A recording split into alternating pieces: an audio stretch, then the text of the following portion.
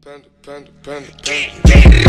got broads in Atlanta, she's a lean the family, credit cards in the scammers, hitting the licks in the van. Sportski žurnal, svi znamo, prošao si školu Crvene zvezde, kasnije igrao za dosta naših klubova, bio i u Kini. Juče su se pojavljivali neke informacije da te navijači Partizana ne žele, bile su neke poruke na društvenim mrežama. Kako gledaš na sve to i uopšte kako misliš da će navijači da te prihvati na prvoj utakmici? Ovo ću ja da odgovorim na ovo pitanje. Prestanite više s tim pričama. Svi vi. Mi smo sportisti.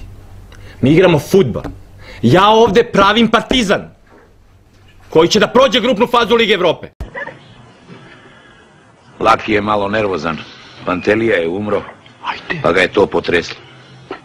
Tome, ja sam sportski direktor i ja pravim tim.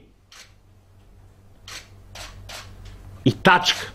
Neću polemiku ni sa kim više. Ovo pitanje se njemu više neće postavljati. Nemojte ljudi, ko Boga vas molim. Nemam više snage da ću... Pitanja gde je on igrao, gde si počeo da igraš, reci molim te. U Partizanu. U Partizanu, ali to neko zna? 94. tako? Neću više da čujem ta pitanja. Imali smo jednog Stojkovića. On je sada legenda Partizana.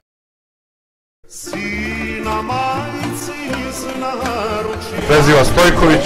Nisam ja više Vladimir, nego Mustafa. I više nisam hrišćanin, nego musliman. I više ne idem u crkvu, nego u džamiju. Za ime Boga. Mi smo jednog Đurđevića, on je sada legenda Partizana. Od kada postoji Partizan...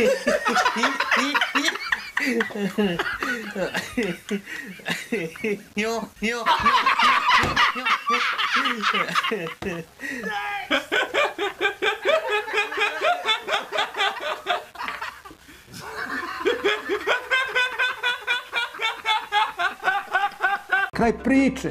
How'd you get so